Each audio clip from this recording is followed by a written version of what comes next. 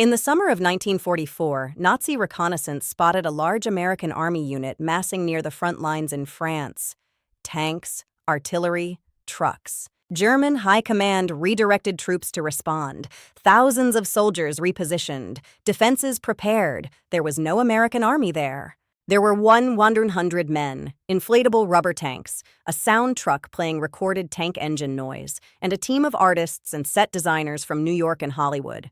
They were the 23rd Headquarters Special Troops, classified for 50 years after the war. History knows them as the Ghost Army, and they are one of the most extraordinary units in the history of modern warfare. After D-Day in June 1944, the Allies were pushing through France, but the fighting was brutal and slow.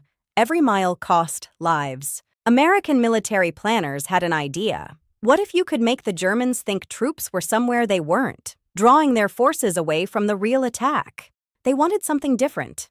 A unit that could physically impersonate entire army divisions, move quickly, and do it convincingly.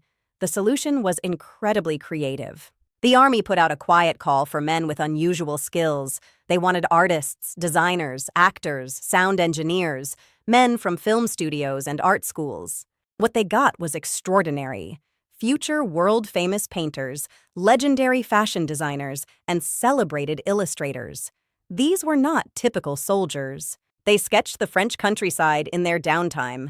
They produced an extraordinary body of artwork that documented the war around them. The Ghost Army had 4 main tools of deception. Tool 1, inflatable equipment, rubber replicas of tanks, artillery, and trucks. Tool 2, sonic deception, sound trucks fitted with massive speakers playing recorded tank engine and troop movement noises up to 15 miles away. Tool 3, radio deception, specialist operators who could impersonate the distinctive rhythm and Morse code patterns of entire divisions. Tool 4, visual deception, soldiers sent into towns wearing the insignia of the units they were impersonating, performing as much as being soldiers.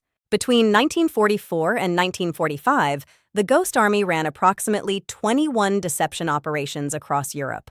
One of the most significant was crossing the Rhine. The real Allied crossing would happen at Wesel, but the Ghost Army was sent 40 miles south to Viersen to make the Germans think the attack was coming there. 100 men impersonated nearly 40,000 soldiers. They played sound effects, sent fake radio traffic, and wore fake insignia. The Germans fell for it. They reinforced the Viersen area and left the real crossing point comparatively underdefended. The real crossing succeeded with significantly lower casualties. Military historians estimate the Ghost Army saved thousands of American lives. When they weren't on missions, they drew. The unit collectively produced thousands of works, a visual archive unlike any other military unit. They were remarkably normal soldiers, homesick, creative, curious. They were soldiers who happened to be artists, and artists who happened to be extraordinarily good soldiers. The Ghost Army was classified in 1945. The men came home, resumed their careers in art and fashion, and said nothing for 50 years. It wasn't until 1996 that their existence was declassified. In 2022, the surviving members were awarded the Congressional Gold Medal. A unit of artists and designers had helped win a world war, using creativity, ingenuity, and an almost theatrical flair for performance.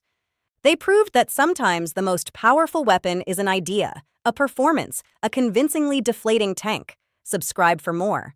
Which member surprised you most?